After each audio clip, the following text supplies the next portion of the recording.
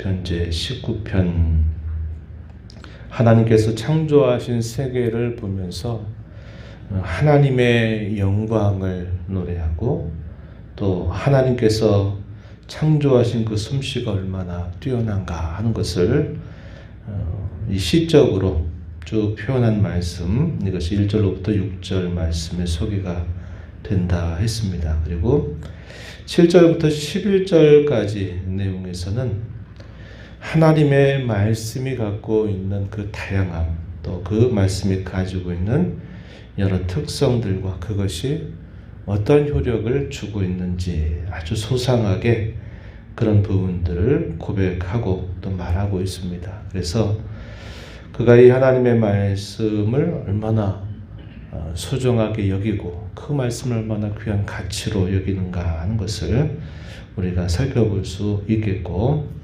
그 하나님의 말씀을 통하여서 무엇보다도 그는 하나님과 함께 교제하기를 기뻐하고 원하는데 그것의 장애가 되는 죄에 대하여서 자기가 그 죄로부터 벗어나고 그 죄가 자신을 주장하지 못하도록 해달라 간구하는 그런 내용이 마지막 부분에 쭉 소개가 되고 있습니다. 하나님께로 이끌어가는 길에는 두 가지 길이 있다 그랬습니다. 하나는 하나님이 지으신 창조 세계를 통해서 하나님께 이끌어가는 길이 있는데, 가장 큰 문제는 바로 사람의 범죄와 타락으로 인하여서 그 창조하신 세계를 보고서 하나님께 나아가는 자는 거의 없다 그랬습니다. 왜냐하면 우리 사람과 하나님 사이에 막혀있는 죄의 담이라고 하는 것 때문에 어떤 사람들은 창조의 세계를 보면서 오묘하다, 참 신비롭다, 놀랍다, 경이롭다 이런 말들은 많이 하지만 그것을 통해서 그것을 지으신 이가 하나님이다 이렇게 고백하는 사람은 없어요. 다만 그렇게는 표현하죠.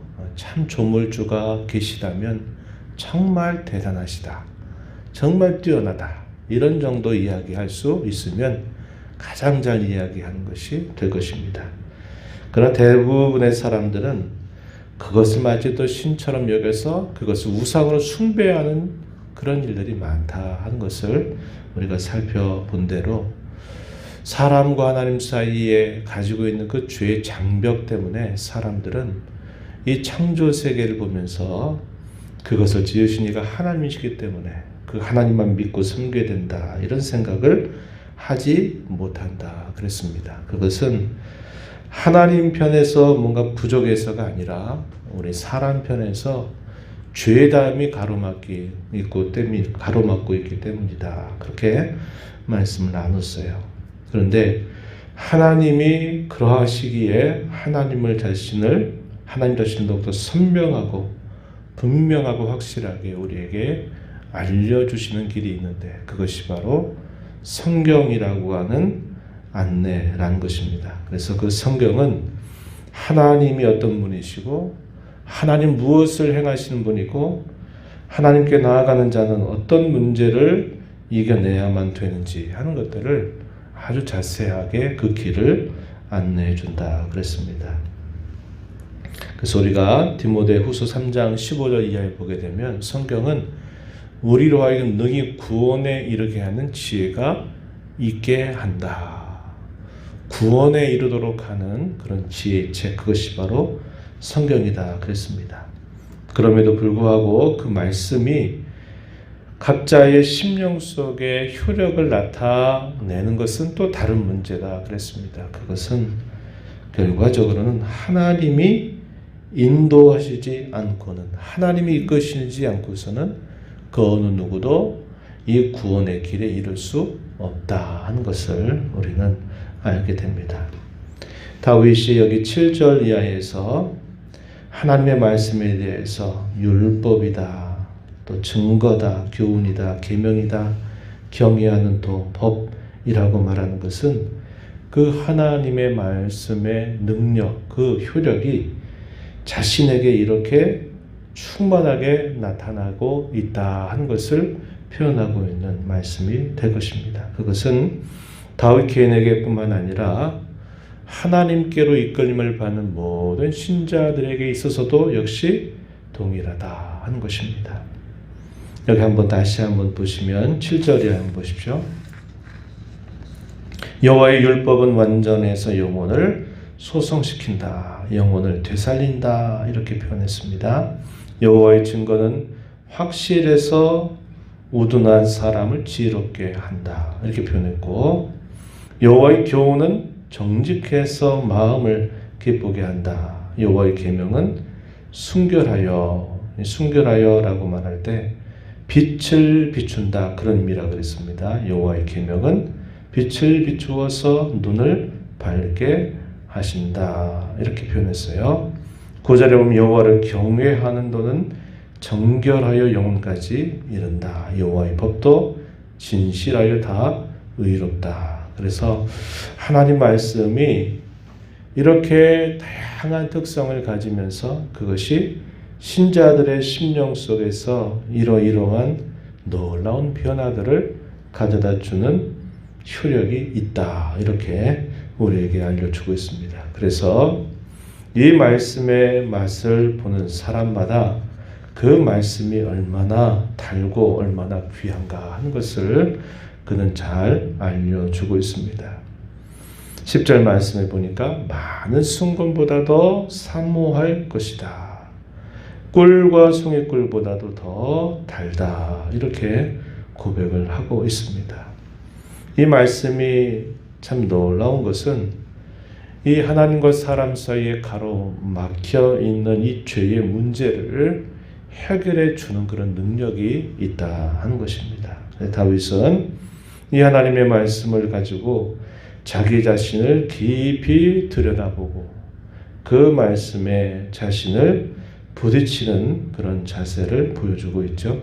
그래서 여기 12절, 13절 여기 내용에 보면은 자기 허물을 깨닫게 해서 은밀하게 깊이 숨겨져 있는 모든 허물들을 벗어나게 하고 때로 고의적으로 죄를 범하게 되는 그런 일들로부터도 하나님의 말씀이 자신을 지켜주고 죄가 자기 안에서 자기를 주장하지 못하도록 왕노릇하지 못하도록 그 말씀이 자기를 이끌어주는 것을 고백하면서 그 말씀이 지속적으로 자신의 삶 속에 늘 그렇게 역사하기를 간구하는 그런 모습을 잘 보여주고 있습니다. 하나님과 교제하고 하나님께 자신의 모든 삶이 연락될 수 있는 중요한 조건은 죄로부터 벗어나야만 된다 하는 겁니다. 그래서 그가 죄를 벗어나기 위해서 하나님과 늘 교제하고 하나님께 연락되기를 바라는 그의 마음의 소원을 늘 생각하면서 그는 항상 하나님의 말씀에 귀를 기울이고 주의하고 그 말씀을 따라서 자신의 삶을 고쳐나가는 자세를 쉬지 않고 있음을 우리에게 잘 보여주고 있습니다. 우리가 이 땅에서 살면서 참 복되신 하나님을 가까이 모시고 살고 그 하나님께 모든 삶이 드려지기를 바라고 그 하나님과 깊이 교제하기를 우리가 기뻐하고 사는 삶처럼 복되고 귀한 삶은 없는 것입니다. 그러기 위해서 우리는 우리에게 가까이 찾아오셔서 우리로 하여금 말씀을 우리의 손에 들려주신 것을 감사하면서 늘 그 말씀을 우리가 깊이 들여다보고 그 말씀을 나 자신에게로 늘 가져와서 내가 그 말씀에 부딪히는 그 말씀에 따라서 나를 새롭게 하고 고쳐나가는 일들을 하게 된다면 우리가 짧은 인생을 살면서 가장 귀하고 복된 삶을 하나님 앞에 살아갈 수 있게 된다 하는 것입니다.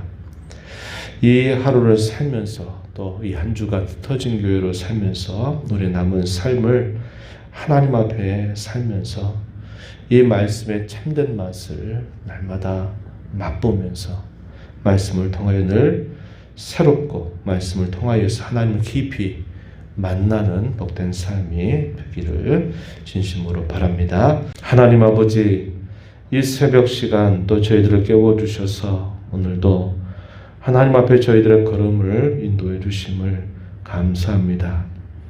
하나님이 없다고 말하는 수많은 사람들 속에서 하나님이 너무나 분명히 살아계시고 그 하나님의 손길이 우리가 들여다보는 이 하늘과 땅, 이 모든 세계에 충만할 뿐만 아니라 무엇보다도 하나님의 거룩한 말씀을 통해서 우리에게 자신을 얼마나 분명하게 선명하게 보여주시는 그 하나님의 손길을 저희로 알게 하심을 감사드립니다.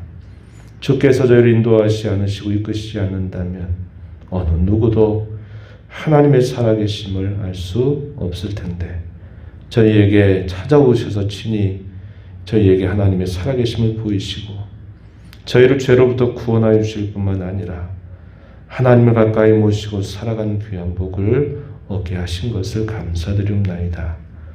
주님의 말씀을 통하여서 또 하나님을 가까이 만나는 삶이 되게 하시고 늘 장애가 되는 죄를 말씀을 가까이 함으로 죄를 물리치고 이겨나가는 삶이 되어서 저희들의 모든 삶이 하나님 기뻐 받으실 만한 열납할 만한 그러한 삶이 되도록 인도해 주시기를 간절히 바라옵나이다. 은혜의 보호자 앞에 나와서 아버지 은혜를 간절하게 구하는 모든 심령들의 간구를 기울여 주시고 응답하여 주시기를 바라옵고 예수님 이름으로 기도하옵나이다. 아멘.